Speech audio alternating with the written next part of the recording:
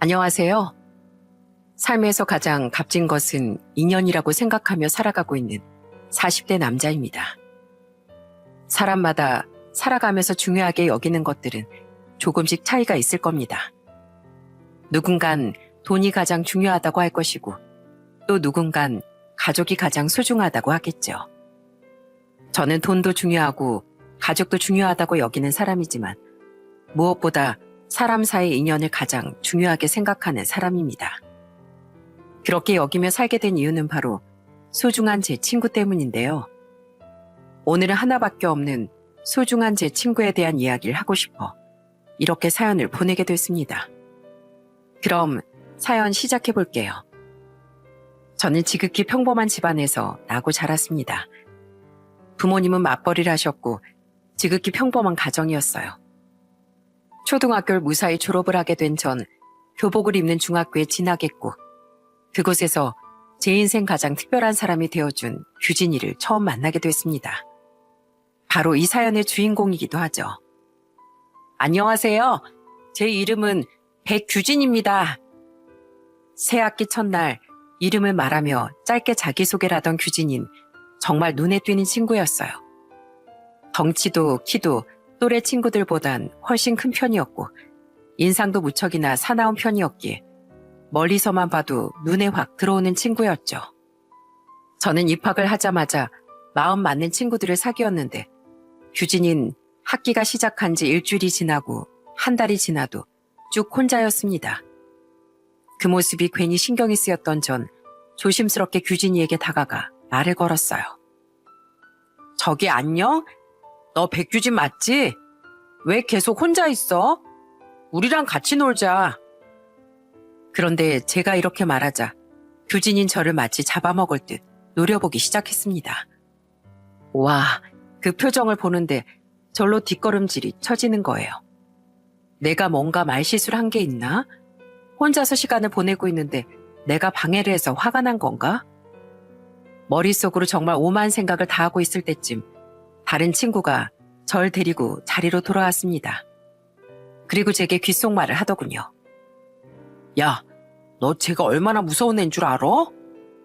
무슨 소리야? 나도 소문으로만 들은 거라 자세히 모르는데 쟤네 부모님 엄청 무서운 사람이래. 그래서 제 심기를 조금이라도 건드리는 사람이 있으면 쥐도 새도 모르게 사라져버린다나 봐. 규진인 모든 소문을 안고 다니는 친구였습니다. 어떤 친구들은 대놓고 규진이 근처에서 제가 어떤 애라더라 수군거리기도 했는데 규진이가 한번 쳐다보면 그 살벌한 눈빛에 다들 입을 다물어버리곤 했어요. 저는 규진이에 대해 조금 더 알고 싶었어요. 다른 친구들은 다가가지 말라고 이런 애다 저런 애다 라는 말을 했지만 결국 소문은 소문일 뿐이고 증명된 건 아무것도 없었으니 제가 피해야 할 이유도 없다 싶었죠. 그래서 다시 한번 용기 내어 말을 붙였지만 돌아오는 건 냉랭한 반응뿐이었습니다. 나한테 말 걸지 마. 뭔가 마음을 열고 다가가 보려고 열심히 노력했지만 규진이는 끝까지 마음을 내주지 않았어요. 친구들은 규진이와 친해지려고 애쓰는 절 이해하지 못했어요. 야, 왜 자꾸 쟤한테 말을 걸려고 해? 소문은 말 그대로 소문일 뿐이잖아. 알고 보면 또 마음 착하고 좋은 친구일 수도 있는 거고. 무엇보다 혼자 외롭게 있는 모습이 계속 눈에 밟혀서 다가가고 싶었고 친구가 되어주고 싶었습니다. 중학교를 같이 나온 저흰 우연찮게 고등학교까지 함께 진학을 하게 됐어요. 게다가 첫 학기에 또 같은 반이 됐더라고요. 이 정도면 인연이지 않을까 싶은 생각이 들었습니다. 고등학교에 진학하고 나서도 규진인 여전히 혼자였고 말을 걸려고 다가가는 절 밀어내기만 할 뿐이었어요. 그렇게 학교 생활에 적응하며 지내던 어느 날 수업을 끝내고 하교를 하던 길에 근처 분리수거장 쪽에서 이상한 소리가 들려오는 거예요. 이 늦은 시간에 대체 무슨 소리지? 사람 소리 같긴 한데. 밤이라 살짝 무섭긴 했는데 그날따라 소리가 들리는 쪽으로 가봐야겠다는 생각이 들더라고요. 그래서 큰맘 먹고 소리가 들리는 곳으로 가봤습니다. 그런데 그곳에서 펼쳐지고 있는 광경을 보게 된 전 너무 놀라 입을 틀어막을 수밖에 없었어요. 그곳엔 저희 학교 교복을 입은 불량한 아이들과 규진이가 있었습니다. 그 불량한 친구들은 규진이를 괴롭히고 있는 것 같았어요. 어깨를 툭 밀치기도 했고 지갑 안에서 돈을 빼내고 있기도 하더라고요. 이 광경을 보고 어떤 사람이 그냥 지나칠 수 있겠어요? 저는 어떻게 해야 할까 고민을 하다 목을 몇 번 다듬고선 어른인 척 연기를 하며 이렇게 소리를 질렀습니다. 학교 끝났으면 후딱 집에 갈 것이지 여기서 뭐 어떡하고 있는 거야? 너희 몇 학년 몇 반이야? 나름 낮은 톤으로 소리를 지르자 규진이를 둘러싸고 있던 불량한 아이들은 마치 바퀴벌레가 숨는 것처럼 너나 할 것 없이 후다닥 도망치기 시작했어요. 소란스러웠던 그곳엔 정적이 감돌았고 그 아이들이 모두 사라진 걸 확인한 다음 저는 규진이에게 다가가 손을 내밀었습니다. 괜찮아? 넌 키도 크고 덩치도 큰 녀석이 왜 꼼짝없이 당하고만 있냐? 그냥 주먹 한번 휘둘러버리지. 여기 이 지갑도 네 거 맞지? 쟤네들이 네 돈도 뺏으려고 했어? 너 걔네들 얼굴 다 기억해? 명찰은 제대로 봐뒀어? 아, 너무 어두워서 제대로 못 봤으려나? 제 물음에 규진인 아무런 대답도 하지 않은 채 한참 동안 제 얼굴을 쳐다보기만 했습니다. 그러더니 저한테 이렇게 물어보더라고요. 너 중학교 때부터 지금까지 나한테 왜 이렇게 친절하게 대해줘? 넌 내가 무섭지도 않아? 그냥 네가 계속 혼자 있길래 다가가서 친해지고 싶었어. 그리고 네가 왜 무서워? 네가 나한테 뭐 한 게 있어야 무서워하든지 말든지 하지. 제가 이렇게 말하니 규진인 잠시 한 대 얻어맞은 듯한 표정을 짓더니 제게 이렇게 대답했습니다. 그렇게 말해준 사람은 네가 처음이야. 나 원래 남한테 고맙다는 말도 잘 안 하는 사람인데 너한테는 꼭 해야 할 것 같네. 고맙다, 도와줘서. 나한테 고마우면 내 부탁 하나만 들어주라. 그렇게 어려운 거 아니야. 네가 충분히 들어줄 수 있는 부탁이야. 어때? 들어줄 수 있어? 말해봐. 뭔데? 이제부터 너 나랑 친구하자. 나 중학교 때부터 지금까지 쭉 너한테 친구하자고 말했던 거 알지? 앞으로 등하교도 나랑 같이 하고 가끔은 나랑 맛있는 것도 먹으러 다니자. 나 너랑 친구하고 싶어. 친구해주라. 규진인 제 말을 듣고 한참 동안 웃더니 이내 고개를 끄덕였습니다. 그렇게 그 다음 날부터 저와 규진인 친구가 됐어요. 중학교 때부터 고등학교에 들어와서도 꾸준히 친구가 되자고 손을 내밀었는데 그 노력이 이제야 빛을 발했다 싶더라고요. 반에 들어오면 어색하게나마 인사를 나누기도 하고 공부를 하다가 모르는 게 있으면 제게 물어보러 오기도 하고 때로는 같이 음료수를 마시면서 하교를 하기도 하고 그저 다가갈 수 없을 것만 같던 저희의 관계가 가까워지던 무렵쯤 규진인 남들에겐 해주지 않았던 본인의 이야기를 처음으로 제게 털어놓기 시작했습니다. 이 얘기 다른 사람한테 한 번도 해준 적 없어. 너한테 처음으로 하는 거야. 난 할머니랑 둘이서 살았어. 엄청 어렸을 때 부모님께서 사고로 돌아가셨거든. 친척들은 부모님을 여의고 고아가 된 내가 불쌍하다고 했지만 그래도 난 괜찮았어. 내 보호자가 되어줄 할머니가 계셨고 할머니는 혼자 남은 날 위해서 모든 걸 다 해주시는 분이셨으니까 내 스스로가 불쌍하다고 불행하다고 생각해 본 적이 없어. 그런데 다른 친구들 눈엔 그게 아니었나 봐. 그저 부모님이 안 계신다는 이유 하나만으로 난 8살 때부터 쭉 따돌림을 당했어. 난 정말 터무니없는 이 소문들을 많이 들었었는데 그럼 대체 그런 말도 안 되는 소문들은 누가 다 퍼뜨리고 다닌 거야? 날 혼자로 만들면 한 번이라도 울거나 힘들어하거나 그런 모습을 보여야 하는데 혼자 있는 대로 아무렇지 않게 행동하는 게 다른 친구들 입장에선 마음에 안 들었었나 봐. 아마 그런 애들이 퍼뜨리고 다닌 거겠지.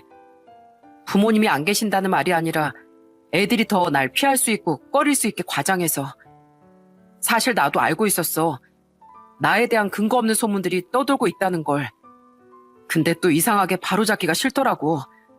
어차피 내가 아니라고 이야기해봤자 안 믿을 게 뻔했으니까. 왜 그런 말 있잖아. 사람은 자기 듣고 싶은 대로만 듣고 보고 싶은 대로만 본다고. 그렇지. 그런 말도 안 되는 소문들 때문에 너 많이 힘들었겠다. 할머니랑 같이 산다는 이유만으로 그런 소문을 퍼뜨리다니. 그때부터 난 내 스스로에 대한 방어 기제가 좀 생겼던 것 같아. 그냥 사람과의 관계에서 완전히 선을 긋고 살았었지. 나한테 먼저 다가와준 너도 다른 사람들이랑 다를 바 없을 거라고 생각했었어. 그런데 내가 한참 잘못 생각했던 것 같아. 너랑 친해지고 나서부터 말도 많이 하게 되고 웃기도 많이 웃게 되고 이럴 줄 알았음 중학생 때부터 너랑 친구하는 거였는데 이제야 친해지게 돼서 좀 아쉽네. 규진이가 여태까지 왜 그렇게 무표정으로 다녔는지, 왜 사람들의 무수한 억측과 상상 속에서도 입을 꾹 다물고 있었는지에 대해 알고 나니 괜히 마음이 쓰라려 오더라고요. 그래도 저로 인해 마음을 조금이나마 열게 됐고 이전보다 많이 웃고 말도 많이 하게 되어 참 다행이라는 생각이 듦과 동시에 규진이에게 다가간 제 스스로가 기특하게 느껴지기도 했습니다. 저와 규진이는 시간이 지나면 지날수록 더 가까워졌어요. 저희 부모님이 맞벌이를 하고 계셨기에 가끔 일찍 학교를 마치는 날이면 저희 집에 함께 가서 라면을 끓여 먹기도 했고 시험이 끝나면 같이 시내에 나가 맛있는 것도 사 먹곤 했죠. 그러던 어느 날 규진이가 제게 이렇게 말을 꺼내더군요. 너 오늘 시간 괜찮으면 우리 집 갈래? 에? 너희 집을 가자고? 갑자기? 별건 아니고 우리 할머니가 널 보고 싶어 하셔서. 너도 알다시피 내가 학창시절 시작하면서부터 내내 혼자였잖냐. 그런데 내가 요즘은 집에만 가면 할머니한테 네 얘기를 하니까 할머니가 많이 궁금하신가 봐. 우리 손주랑 노는 친구가 어떤 친구인지 얼굴 한번 보고 싶다면서 데리고 오라고 하시더라고. 오, 할머니께서 날 궁금해하신다고? 그럼 내가 당장에 인사를 드리러 가야지. 저는 학교 후 곧바로 규진이가 살고 있는 집으로 향했습니다. 규진이는 지어진 지 조금 오래된 낡은 빌라에서 할머니와 둘이 살고 있었어요. 집에 들어서자마자 보이는 건 할머니와 함께 찍은 사진들과 여기저기 걸려있는 개근상과 같은 상장들이었어요. 그렇게 집안을 천천히 둘러보고 있을 때쯤 방문이 열리고 할머니 한 분이 나오셨습니다. 저는 할머니께 정중히 인사를 드렸고 할머니께선 절 보자마자 반갑게 맞이해 주셨어요. 규진아, 새로 사귀었다는 친구가 이 친구야? 네, 맞아요, 할머니. 되게 멋있게 생겼죠? 우리 규진이만큼이나 잘생긴 친구로구나. 어서 와라. 배고프지? 할미가 떡볶이 만들어 놨는데 떡볶이 좋아하니? 와, 저 떡볶이 엄청 좋아해요. 주시면 엄청 잘 먹을 자신 있어요. 할머니께선 방긋 웃으시며 저희에게 떡볶이를 차려주셨습니다. 할머니가 만들어주신 떡볶이는 무척이나 달콤하고 맛있어서 몇 그릇이라도 먹을 수 있을 것만 같았어요. 할머니는 떡볶이를 맛있게 먹고 있는 저와 규진이의 모습을 보면서 이렇게 말씀하셨습니다. 우리 규진이가 워낙에 낯가림도 심하고 친구 이야기를 안 하다 보니 걱정을 많이 했었는데 이렇게 성격도 밝고 좋은 친구를 사귀고 이제 내가 마음을 좀 놔도 되겠네. 죄송해요, 할머니. 좀 더 빨리 인사드렸으면 좋았을 텐데 규진이랑 친해진 지 얼마 안 돼서 이제야 인사드리게 됐어요. 얘가 얼마나 낯을 가리던지. 어휴, 저희 중학교 3년 내내 같은 반이었는데 친해지고 싶어서 제가 다가가면 눈을 이렇게 막 뜨면서 야, 나한테 말 걸지 마. 뭐 이렇게 말하던 거 있죠? 어우, 그 눈빛이 얼마나 무섭던지. 아이고, 우리 규진이가 정말 그랬어? 할머니, 얘가 하는 말 믿지 마세요. 얘 순 뻥쟁이니까. 새삼 신기하다는 생각이 들었습니다. 그렇게나 저를 밀어내고 또 밀어내던 규진이와 어떤 계기로 이렇게 친해져서 규진이네 집에서 할머니가 만들어주신 떡볶이를 먹고 있다는 것이. 그리고 또 한 번 깨달았어요. 소문이라는 건 자세한 내막을 알기 전까지 절대로 믿으면 안 된다는 것을 말이죠. 과연 내가 얘랑 가까워질 수 있을까 싶을 정도로 제게 곁을 내어주지 않던 규진인 어느덧 저의 가장 친한 친구가 됐습니다. 함께한 지 꽤 긴 시간이 흐른 어느 날 규진이가 약간 쑥스럽다는 듯 제게 이렇게 말을 꺼냈어요. 난 너한테 평생 고마워하면서 살아야겠다. 네 덕분에 너무 많은 게 변했어. 내 성격도 그렇지만 제일 큰 변화는 우리 할머니께서 이제 날 보면 항상 웃으신다는 거. 맨날 나 보면 불쌍한 우리 강아지. 이 할미가 떠나고 나면 혼자 남는데 널 두고 어떻게 내가 눈을 감을까. 이렇게 말씀하셨었는데 이제 이런 말씀도 안 하시고 내 옆에 네가 있어서 안심이라고 하시더라. 나도 사실 너한테 고마워. 사실 난 부모님이 두 분 다 계셔도 맞벌이셔서 가족이랑 같이 보내는 시간이 정말 손에 꼽을 정도였거든. 너도 알겠지만 맨날 갈 때마다 우리 집 텅 비어 있었잖아. 이젠 뭐 빈집이 적응이 됐지만 그런 날 있지? 엄청 힘들고 우울하고 지치고 그런 날. 그런 날엔 좀 외롭다 싶은 생각이 들었었는데 너랑 친해지고 난 뒤로부턴 그런 생각이 안 들어. 내 주변엔 다른 친구들도 많았지만 정말 잘 통한다 싶을 정도로 잘 맞는 친구는 없었거든. 그리고 사실 혼자 있는 널 보면서 뭔가 친해지고 싶다 하는 마음에 다가갔던 것도 있었고. 그럼 우린 서로가 서로한테 고마운 존재인 거네. 앞으로 절대 떨어지면 안 되겠다. 그걸 말이라고 하냐? 내가 너랑 어떻게 친해졌는데. 우린 앞으로 허리가 굽어서 지팡이를 짚고 다닐 때까지 쭉 친구로 지내야 돼. 자, 새끼손가락 걸고 약속하자. 무슨 일이 있어도 서로의 옆을 떠나지 않기로. 규진인 제가 내민 손가락에 웃으며 본인의 손가락을 걸어줬고 도장까지 아주 야무지게 찍어줬습니다. 앞으로 살아가는 동안 이런 친구를 만날 수 있을까 싶을 정도로 규진인 저와 참 잘 맞는 친구였어요. 그렇게 저희가 소소한 추억을 나누며 함께 살아가고 있을 무렵 고등학교 3학년의 봄으로 접어들던 때 규진이 할머니께서 갑작스럽게 위암 말기 진단을 받으시게 됐습니다. 위암 말기라니 갑자기 그게 무슨 소리야? 얼마 전부터 계속 할머니가 배가 아프다고 하시고 음식을 드시면 토하시고 소화도 잘 안 된다고 하시길래 배탈이라도 단단히 나신 건가 싶어서 병원에 모시고 가서 검사를 받았었는데 위암 말기라고 하시더라고. 이 정도면 짧게는 한 달, 길면 3개월 예상한다는데 나 진짜 꿈꾸고 있는 줄 알았어. 어떻게 이럴 수가 있어? 건강하시던 할머니가 갑자기 위암 말기, 길어야 3개월밖에 못 사신다니. 준기야, 나 이제 어떡하냐? 나 아직 할머니한테 못해드린 게 진짜 너무 많은데 제대로 효도도 한번 못했는데 이대로 할머니 돌아가시면 나 이제 어떻게 살아? 처음 보는 규진이의 눈물에 전 아무것도 할 수 있는 게 없었습니다. 머릿속이 배지장처럼 새하얘지는 것 같았죠. 저는 그 소식을 듣고 난 이후부터 거의 매일같이 규진이네 할머니가 입원해 계시는 병원으로 찾아갔습니다.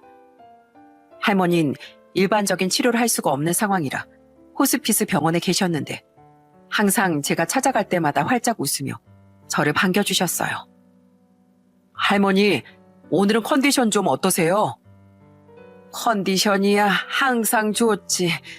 우리 준기를 보니까 더 좋아지려고 하네. 저도요, 할머니. 오늘 비도 오고 그래서 몸도 무겁고 기분도 울적했었는데 할머니 웃는 얼굴 보니까 행복해졌어요. 아이고, 우리 준기 말 한마디를 해도 어쩜 이렇게 예쁘게 할꼬. 할머니께서 항상 이렇게 활짝 웃으시는 모습을 보면서 저는 속으로 바랬습니다. 할머니께 기적이 찾아와서 정해진 시간을 넘어 규진이가 결혼을 하고 손자를 낳고 행복하게 사는 것까지 볼 수 있게 해달라고 말이죠. 하지만 시간이 흐르면 흐를수록 할머니의 상태는 더욱 나빠져만 가고 있었습니다. 의식이 또렷한 날보단 흐린 날들이 많았고 눈도 제대로 뜨지 못할 정도로 힘들어 하시던 날도 있었어요.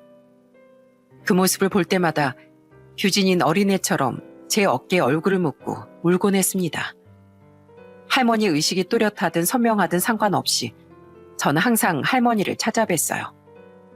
그런데 어느 날은 또렷한 의식으로 저를 앉아서 환히 웃으며 맞이해 주시는 겁니다. 저는 그 모습을 보고 깜짝 놀라 할머니께 달려갔어요.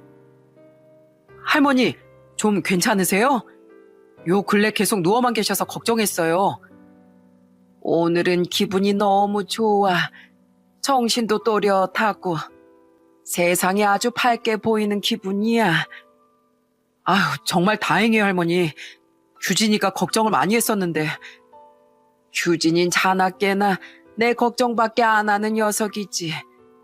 준기야, 이 헬미가 너한테 뭐 하나만 부탁을 좀 해도 괜찮을까? 네, 뭐든 말씀하세요, 할머니. 이 헬미가 저 멀리 먼 곳으로 떠나고 나면 네가 우리 규진이 좀 잘 보살펴줘. 우리 규진이 덩치도 산만하고 키도 크고 인상이 사나워도 속마음은 정말 여린 아이야. 상처도 잘 받고 준기 네가 규진이 옆에 있어준다고 약속한다면 나도 마음 놓고 편히 눈을 감을 수 있을 것 같구나. 이 할미 부탁 들어줄 수 있을까? 당연하죠, 할머니. 저희 늙어서 백발 할아버지가 되더라도 친구하기로 새끼손가락까지 걸고 약속했는걸요. 제가 옆에서 규진이 잘 챙길게요. 우리 준기가 있어서 이 할미가 마음 편히 눈을 감을 수 있을 것 같구나. 규진이 옆에 있어줘서 정말 고맙다. 고마워. 할머니는 거칠거칠한 손으로 제 뺨을 어루만져 주셨습니다. 그리고 그 부탁이 할머니께서 제게 남긴 마지막 유언이 됐어요. 알고 보니 말기암 환자들은 임종을 앞두고 정신이 또렷해진다고 하더라고요. 할머니께선 당신이 떠날 것을 직감하시고 제게 마지막으로 그런 말을 남기신 것이었죠. 할머니는 다음날 새벽 주무시듯 조용히 세상과 작별하셨습니다. 할머니의 장례를 치르는 내내 전 계속해서 규진이의 옆을 지켰습니다. 실컷 울 수 있게끔 곁을 내주고 옆에서 손도 잡아주고 찾아오는 조문객들도 하나하나 챙기며 가족처럼 옆을 지켰어요. 그리고 장례가 끝나고 일상으로 돌아온 어느 날 규진이는 벼랑간 제게 이런 말을 꺼내더라고요. 나 대학 안 가고 그냥 지방으로 내려가서 일하려고. 갑자기 그게 무슨 소리야. 대학을 안 가겠다니. 그리고 일을 한다고 해도 여기 살 것이지 왜 지방까지 내려가겠다고 그래. 너 지방에 아는 사람은 있어? 없잖아. 연고도 없는 곳에서 어떻게 일을 하려고 그래. 처음엔 그냥 하늘에 계신 할머니가 슬퍼하실 거니까 조금만 울다가 다시 아무렇지 않게 지내자. 아무 일도 없었다는 듯이 그렇게 지내자 했었는데 정말 상상 이상으로 그게 정말 힘든 일이더라. 사랑하는 가족을 떠나보내고 아무렇지 않게 사는 사람들 속을 뒤집어 까보면 다 까맣게 썩어 들어가 있을 것 같다는 생각을 처음으로 해봤어. 그래, 부모님을 보낸 건 네가 엄청 어린 시절이었으니까 당연히 기억이 안 날 테고 실질적인 이별은 이번이 처음일 텐데 당연히 힘들 수밖에 없지. 그래도 시간이 지나면 조금씩 괜찮아질 텐데 난 괜찮아질 자신이 없어. 아무리 너랑 같이 있는다고 해도 할머니에 대한 기억은 시간이 지날수록 점점 더 선명해져가만 갈 거야. 그래서 내린 결정이야. 지금 살고 있는 이 집은 졸업과 동시에 내놓고 그냥 멀리 떨어진 지방으로 가서 일하면서 살기로 마음먹었어. 물론 처음엔 힘들겠지. 의지할 수 있는 가족도 없고 유일한 친구인 너도 없으니까. 그래도 계속 할머니와의 추억이 남아있는 공간에서 할머니 얼굴을 보고 그리워하면서 하루하루 눈물 짓는 것보단 차라리 그게 나을 것 같다 싶었어. 그렇게 잠시 멀어진 채로 지내다 보면 언젠간 할머니를 떠올렸을 때 마음이 아프고 슬픈 게 아니라 웃음 지을 수 있는 날이 오겠지. 할머니의 부재로 파도처럼 밀려 들어오는 슬픔을 견뎌내기 힘들었던 규진이의 결정이었습니다. 저는 끝까지 같이 대학을 가자고 정 힘들면 차라리 나랑 같이 살자는 얘기까지 하고 싶었지만 이미 확고히 마음을 먹은 것 같아 가지 말라고 붙잡을 수도 없었어요. 떠난 사람과의 추억에 발목이 묶여 힘든 시간을 보내다 추억이 담긴 공간을 떠나는 사람들을 텔레비전 방송에서 덜어 보곤 했었는데 규진이도 아마 똑같은 상황인 것 같았어요.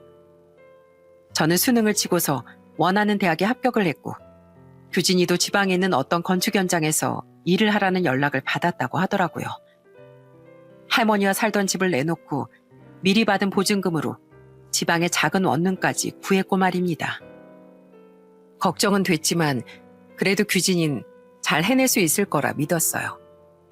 그리고 졸업을 하던 날 저는 쪽지에 메일 주소와 전화번호를 적어 규진이의 손에 쥐어줬습니다.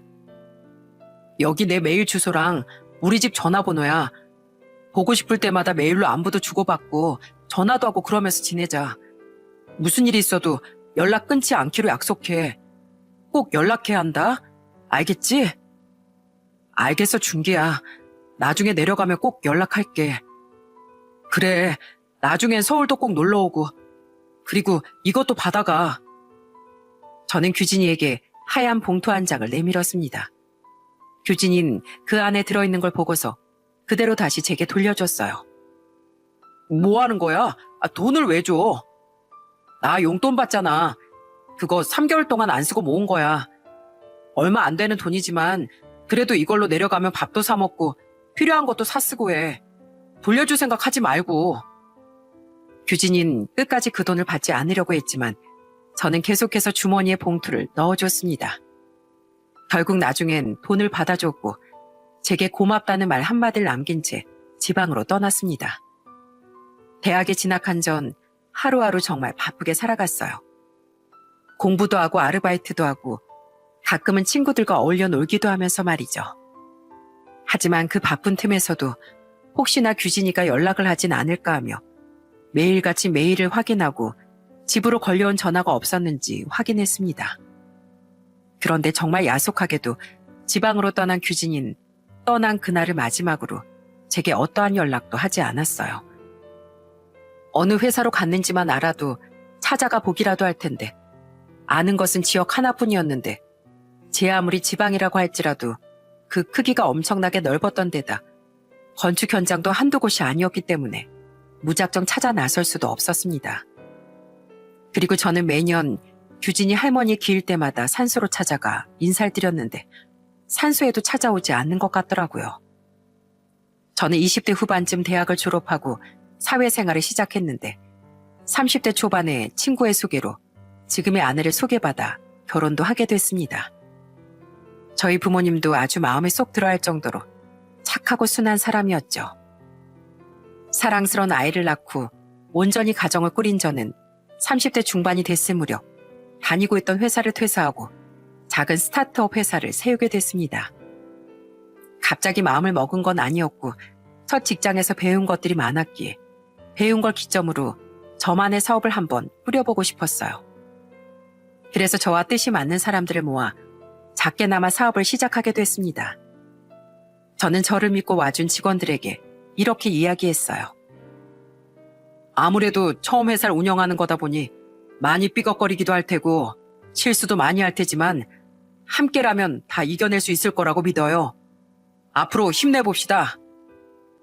스타트업을 운영한다는 건 정말 말처럼 쉬운 일이 아니었습니다. 정말 예상치 못한 일이 터지기도 했고 직원들 간에 사소한 갈등이 생기기도 했고 또 안정이 되지 않아서 고심하던 날들도 있었지만 딱 3년 정도가 지나고 나니 어느 정도 안정이 되더라고요. 그렇게 평범한 회사 대표로 살아가던 어느 날 모르는 번호로 전화가 한 통 걸려왔습니다. 그런데 전 전화를 건 사람의 정체를 듣고 깜짝 놀랄 수밖에 없었어요. 누구시라고요?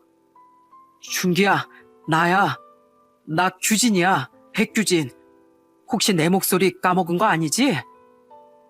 전화를 건 사람은 바로 졸업 후부터 저와 연락이 끊겨버린 친구, 그토록 그리워했던 제 친구 규진이었습니다. 저는 너무 반갑기도 하고 당황스럽기도 한 마음에 수화기에다 대고 쉴 새 없이 말을 퍼부었어요. 내가 네 목소리를 어떻게 까먹을 수 있겠어? 말이 되는 소리를 좀 해. 백규진, 이게 몇 년 만이야? 그동안 잘 지냈어? 내 연락처는 어떻게 알았어? 당연히 잘 지냈지. 이번에 서울로 올라왔거든. 그래서 오자마자 우리가 살던 동네 갔다가 너 원철이 알지? 원철을 우연히 동네에서 만났는데 이 연락처를 알더라고. 그래서 연락처 받고 연락했지. 그래. 너무 반갑다. 연락해줘서 고맙다, 야. 그래, 너 오늘 시간 되니? 시간 괜찮으면 우리 얼굴 한번 볼 수 있을까? 오랜만에 얼굴도 보고 싶고 하고 싶은 말도 있고 해서. 당연하지. 우리 성인 되고 나서 술 한번 같이 먹은 적도 없잖아. 오늘 만난 김에 술 한잔 같이 하자. 내가 회사 주소 보내줄 테니까 7시쯤 오면 좋을 것 같은데 괜찮아? 그래, 주소 보내줘. 내가 시간 맞춰서 갈게. 심장이 무척이나 빠르게 뛰었습니다. 18년 만에 만나는 친구라니.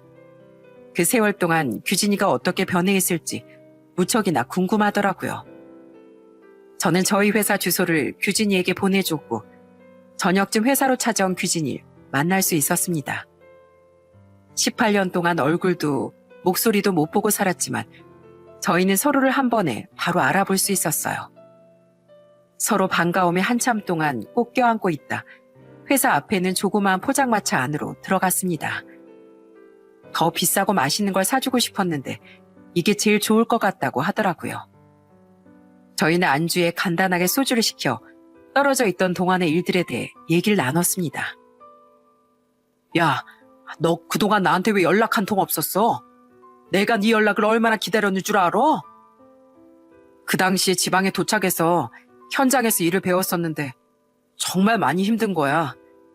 한 번도 안 해본 일이다 보니까 적응도 안 되고 실수도 하고 아저씨들은 입도 험해서 나한테 막 욕을 하시는데 그게 나쁜 의미가 아니라는 걸 알면서도 괜히 상처가 되더라고. 하루하루 엄청 지치는 거야. 몸도 마음도. 사실 너한테 메일은 한번 쓰려고 한 적이 있었는데 쓰다 보니까 내용이 전부 다 힘들다, 괜히 왔다 이런 내용들밖에 없는 거야. 그 내용들 보면서 정신이 번쩍 들더라고. 학창시절 내내 내가 너한테 알게 모르게 이렇게 의지만 하고 있었구나. 난 또 이렇게 타지까지 와서도 널 붙잡고 힘든 감정을 토해내는구나 싶은 생각에 자괴감이 들더라. 그래서 이젠 더 이상 너한테 기대지 말아야겠다고 생각했어. 그래서 내가 연락을 못했던 거야. 많이 서운했을 텐데 미안해. 그런 일이 있었구나. 난 네가 힘들다고 얘기하면 전부 다 들어줄 수 있는데 그래도 감정을 숨기고 살다 보니까 어느 정도는 괜찮아지더라고. 그러다 보니까 이제 나도 혼자서 내 감정을 다스릴 수 있구나 싶은 생각도 들었고 나중에서야 한번 연락해봐도 괜찮지 않을까 싶어서 봤는데 메일 주소고 집 전화번호고 싹 다 사라져 있더라고. 집을 이사가면서 사라진 것 같더라고. 그리고 지금은 결혼해서 아내랑 7살짜리 딸도 있어. 너한테 너무 미안했어. 오랫동안 연락도 못하고 살았는데 혹시라도 날 원망하진 않을까, 나한테 서운하진 않을까, 날 더 이상 친구라고 생각하지 않으면 어쩌지? 이런 생각 때문에 차마 널 찾지도 못하고 그냥 내려가 버렸어. 이제야 찾아와서 미안하다. 에휴, 백규진답지 않게 진짜 별 걱정을 다 했네. 그래도 결혼도 하고 애도 낳았다니까 다행이다. 너대로 잘 지내고 있었구나. 나도 한동안 직장 생활하다가 결혼하고 나서 지금은 스타트업 하나 차려서 일하고 있어. 남 밑에서 일하면서 돈 벌다가 내가 사장 입장으로 일을 하려니까 좀 힘들긴 해도 나름 보람차게 살고 있다. 그런데 서울엔 어쩐 일로 왔어? 이제 다시 서울로 온 거야? 제가 서울로 온 거냐고 묻자마자 규진이의 표정이 급속도로 어두워지는 겁니다. 그래서 저는 걱정되는 마음에 무슨 일이 있냐고 물었는데 규진이는 대답을 하지 못하고 계속해서 머뭇거리다 제게 이렇게 말을 꺼냈습니다. 준기야, 18년 동안 연락 한 통 없다가 갑자기 찾아와서 이러는 거 정말 예의가 아닌 거 아는데 혹시 나한테 3천만 원만 빌려줄 수 있어? 3천만 원? 아니, 갑자기 3천만 원은 왜? 사실 지금 우리 딸이 많이 아파. 백혈병인데 서울에서 치료받는 게 훨씬 좋다고 해서 이렇게 서울에 와서 지내고 있어.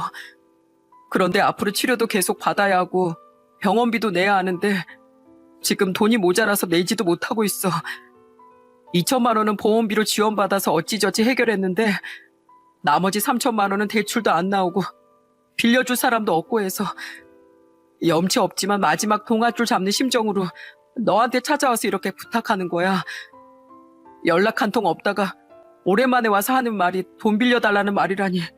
미안하다 정말. 규진인 고개를 푹 숙이며 눈물을 흘리기 시작했습니다. 그제서야 규진이의 모습이 눈에 들어오기 시작하더군요. 허름한 옷차림하며 이전과는 다르게 살도 많이 빠진 상태였어요. 오죽 급했으면 18년 동안 연락을 하지 않고 지내던 제게 연락을 해 이렇게 눈물을 흘리며 부탁하겠나 싶은 마음에 안쓰럽기도 하고 아픈 딸을 보면서 얼마나 마음이 아플까 하는 생각도 들어 저는 흔쾌히 그 돈을 빌려주기로 마음을 먹었습니다. 그런 일이 있었으면 좀 더 빨리 말을 하지. 3천만 원 빌려줄게. 계좌 불러. 정말이야? 정말 빌려줄 수 있어?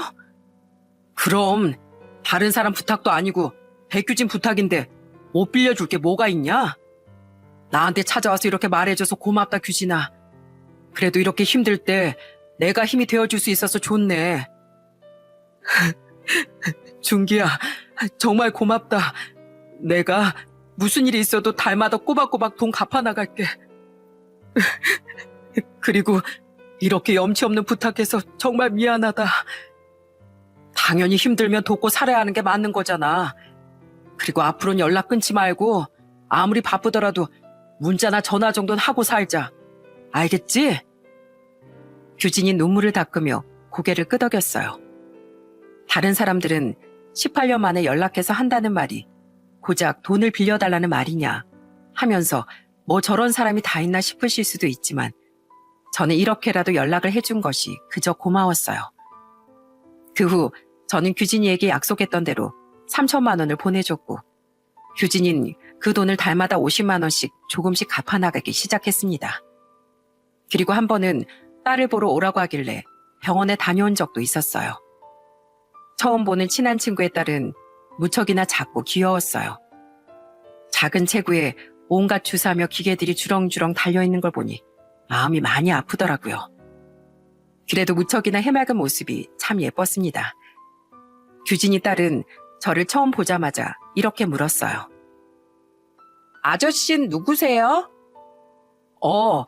이 아저씨는 아빠 제일 친한 친구야.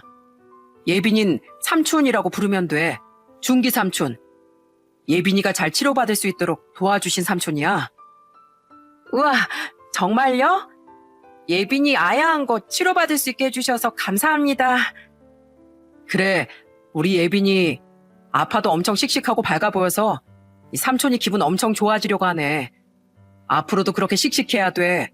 그리고 얼른 병도 싹 물리치자. 알겠지? 저는 예빈이의 머리를 2번 정도 쓰다듬어주고 병실을 나섰고 규진인 절 보며 이렇게 말했습니다. 이 덕분에 우리 예빈이 문제없이 치료 잘 받을 수 있었어. 별다른 부작용 없으면 앞으로 지켜보면서 외래 진료로 돌릴 수 있을 거래. 전부 다 네 덕분이야. 너 아니었으면 정말 어떻게 됐을지 아주 끔찍하다. 진심으로 고맙다 준기야. 아니야, 고맙긴 뭘. 내 덕분에 예빈이가 치료를 잘 받을 수 있었다니까 다행이네. 너랑 아내분도 정말 고생 많았어. 원래 아픈 사람도 고생이지만 그 옆에 있는 사람들도 고생이라고 하잖아. 우리 딸만 나을 수 있다면 이 정도 고생쯤이 얼마든지 할 수 있어. 우리 가족 행복은 네가 찾아준 거나 마찬가지야. 내가 앞으로 정말 잘할게 준기야. 돈도 늦지 않게 갚아나갈게. 규진 다시 한번 제게 고맙다는 인사를 건넸습니다. 그리고 꾸준히 제 통장으로 돈을 보내줬고 꾸준히 저와 연락을 하면서 지냈어요. 그동안 연락이 끊겼던 친구와 이렇게 자연스럽게 연락이 이어지니 기분이 정말 좋더라고요. 그런데 돈을 빌려준 지 1년이 되던 무렵쯤부터 규진이와 갑자기 연락이 또 끊겨버린 겁니다. 연락은 끊겼는데도 규진이는 제게 매달 50만 원씩을 보내왔어요. 제가 아무리 휴대폰으로 연락을 해봐도 전화긴 꺼져 있었어요. 돈이 어떻게 되든 상관없었지만 혹시라도 그때처럼 무슨 일이 생긴 건 아닌가 걱정이 되더라고요. 전화를 아무리 걸어도 받지 않았고 문자를 해도 받지 않았고 마치 그날처럼 갑자기 사라져버린 규진이 때문에 또 걱정이 생겨났습니다. 그래서 전 규진이의 딸이 입원해 있던 병원으로 찾아갔어요. 거기에서 전 청천벽력 같은 소리를 듣고 말았습니다. 규진이의 딸이 하늘나라로 갔다는 소식이었죠. 온몸에 힘이 빠지고 그냥 주저앉게 되더군요. 너무나 예쁜 아이였고 규진이에겐 전부였는데 그 딸은 그렇게 규진이를 떠나고 만 거였습니다. 딸을 떠나보내고 규진이는 그렇게 잠적을 한 것 같았어요. 지금쯤 얼마나 고통을 받고 있을까, 얼마나 울고 있을지 생각을 하니 저는 오열할 수밖에 없었습니다. 전 매일 아침마다 휴대폰을 확인했어요. 언제 규진이한테 또 연락이 왔을지 모르는 일이었으니까요. 그렇게 시간이 흐르고 흘러 5년이 지났을까요? 그토록 기다리던 규진이에게서 연락이 왔습니다. 규진인 제게 마지막 갚기로 한 50만 원의 돈과 500만 원의 돈을 더 보내왔어요.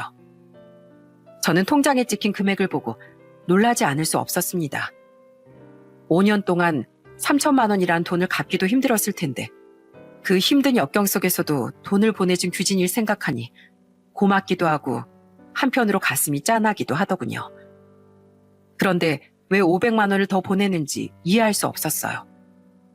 전 규진이가 돈을 보내며 제게 보낸 장문의 문자를 읽기 시작했습니다. 친구야, 갑자기 이렇게 연락 끊겨서 많이 놀랐지? 사람과 사람 사이엔 돈 거래가 가장 중요하다고 해서 너만 잃고 싶지 않아서 매달 꼬박꼬박 돈을 보냈어. 그리고 500만 원은 이자라고 생각해줘. 네 덕분에 우리 예빈이가 치료 잘 받을 수 있었고 희망을 가질 수 있었어. 네가 빌려준 3천만 원은 내게 정말로 큰 힘이 됐다. 비록 내가 지금도 이렇게 힘들게 살고 있지만 그 은혜만은 갚고 싶었어. 그러니까 꼭 받아주길 바란다. 그리고 내가 갑자기 사라졌던 이유는 예빈이에게 백혈병이라는 악마가 다시 찾아왔거든. 암세포라는 게 정말 지독한 것 같더라. 재발될 거면 차라리 전이나 되지 말던가. 림프절이랑 임파선까지 전이가 됐다고 하더라고. 저는 마지막 문장에 한참을 머물렀습니다. 몇 년만 기다리면 완치가 될 거라며 환하게 웃어주던 그 모습이 눈에 선한데 재발이라니. 게다가 림프절과 임파선까지 전이가 됐다니. 얼마나 절망적이었을지 차마 그 감정이 상상조차 가질 않았어요. 겨우 감정을 다스린 전 남은 문자들을 천천히 읽어나갔습니다. 그래도 우리 예빈인 잘 견뎌줄 거라 생각했어. 한번 이겨낸 경험이 있으니까. 그런데 우리 딸은 제대로 된 치료를 시작하기도 전에 상태가 급격하게 악화되어서 저 하늘나라로 먼 소풍을 떠나버렸어. 그게 바로 얼마 전의 일이야. 어떤 일이 있든 간에 너한테 이야기를 했어야 하는 건데 18년 전 그때처럼 갑자기 연락을 뚝 끊어버려서 미안해. 그리고 고맙다 친구야. 그 문자는 거기에서 끝이 나 있었습니다. 저는 더 고민할 새도 없이 곧바로 규진이에게 전화를 걸었어요. 그동안은 전화를 걸어도 받지 않더니 이제는 전화를 받더라고요. 그래서 저는 곧바로 밖에서 잠깐 만나 이야기를 나누자고 한 다음 어느 선술집으로 향했습니다. 그동안 또 얼마나 마음고생을 많이 한 건지 볼이 아주 쏙 패여있는 겁니다. 그 모습을 보고 괜히 울컥한 마음에 저는 규진이를 바라보며 이렇게 말했어요. 내가 저번부터 말했지? 힘든 일 있으면 나한테 무조건 전화하라고. 그런 일이 있었는데 왜 나한테 연락도 안 했어? 난 그것도 모르고 너한테 무슨 일 생겼을까 봐 얼마나 걱정했는지 알아? 그리고 예빈이 일은 난 이미 알고 있었어. 네가 하도 연락이 안 돼서 병원에 찾아갔었단 말이야. 너의 고통은 나의 고통이기도 해. 그럴 때일수록 이 친구랑 함께 나눌 생각을 해야지. 미안하다. 아무리 나이를 먹었어도 난 정말 겁쟁인가 봐. 네가 겁쟁이든 뭐든 나한테는 아무 상관없어. 돈은 안 갚아도 그만이었고. 근데 내가 속상했던 건 그렇게 힘든 일이 있었으면서 이전처럼 나한테 한마디 말도 없이 연락을 끊었다는 거야. 차라리 말이라도 했으면 찾아가서 내가 힘이라도 돼줬을 텐데. 많이 힘들었지? 정말 많이 힘들더라. 누가 내 살을 도려내는 것 같은 기분이었어. 부모를 잃은 자식은 고아라고 하고 자식을 잃은 부모를 부르는 이름은 너무 고통스러워서 그 이름조차 없다더니 그 말이 무슨 말인지 알겠더라고. 그렇지. 다른 사람들은 참척이라고 부른다더라. 그 통증이 말로 다 할 수 없는 고통이라고. 그러면 너 지금 일은 어떻게 하고 있어? 계속 집에만 있는 거야? 전국을 돌아다니며 공사 현장 다녔어. 와이프랑 함께 말이야. 와이프도 예빈이를 떠나보내고 우울증 때문에 많이 고생했거든. 정말 살고 싶지 않았어. 근데 어느 날에 예빈이가 내 꿈속에 나오더라고. 아빠 힘내라고. 하늘나라에서 예빈이가 응원한다고 말이야. 그래서 그때부터 와이프랑 같이 어떻게든 이겨내려고 노력했었어. 그렇게 일을 하다가 얼마 전에 다시 서울로 온 거야. 지금은 일자리 알아보고 있는 중이고. 그래? 그럼 차라리 잘 됐다. 너 당장 내일부터 우리 회사 와서 일해. 일은 배우면 되는 거고, 뭐 아직 규모가 크지 않은 회사지만 내가 4대 보험도 넣어주고 월급도 주고 할 거니까 무조건 내 옆에 있어. 무슨 3살 먹은 애도 아니고 내가 너 때문에 불안해서 일을 할 수가 없다, 야. 그러니까 내 옆에 꼭 붙어 있으라고. 와이프를 생각해서라도 언제까지 그렇게 막노동을 전전할 수 없잖아. 우리 다시 시작하자, 규진아. 난 너의 손을 잡아주고 싶어. 어때? 너도 내 손을 잡아줄래? 제가 그렇게 규진이에게 함께 일을 하자고 제안을 하자 규진이는 고개를 숙이며 오열을 하기 시작했습니다. 아마도 저의 손길이 규진이에겐 그토록 기다렸던 따뜻한 손길이었을 겁니다. 규진이는 그동안에 겪은 고통, 역경, 서름, 그리고 그리움이 한순간에 폭발한 것만 같았어요. 인생에서 가장 힘들 때 중마고우가 내민 손길은 어떤 것보다 아름답다고 생각했습니다. 규진이는 제 말을 듣더니 숨도 못 쉴 정도로 엉엉 오열했고 저는 그런 규진이를 꼭 안아주면서 울음을 그칠 때까지 달래줬습니다. 이렇게 친구가 힘들어하는 모습을 더는 보고 싶지 않았고 제 옆에 꼭 두고 챙겨주면서 힘이 되어주고 싶었어요. 그 후 규진이는 저희 회사로 들어오게 됐습니다. 처음엔 일을 잘하지 못하니 허드렛 일을 하기 시작했어요. 청소며 책상 정리며 복사 프린트 등등 자기가 가장 먼저 할 수 있는 일을 찾아서 하기 시작했습니다.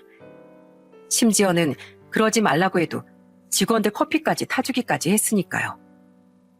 규진아, 뭐하러 직원들 청소에 커피까지 타줘? 힘드니까 너 그러지 마. 아니야, 다들 열심히 일하고 있는데 내가 할 수 있는 건 해야지. 그래야 너도 직원들 눈치 안 볼 거 아니야. 그러니 일 배울 때까지 내가 하고 싶은 대로 하게 해줘. 알았어요, 대표님? 대표는 무슨...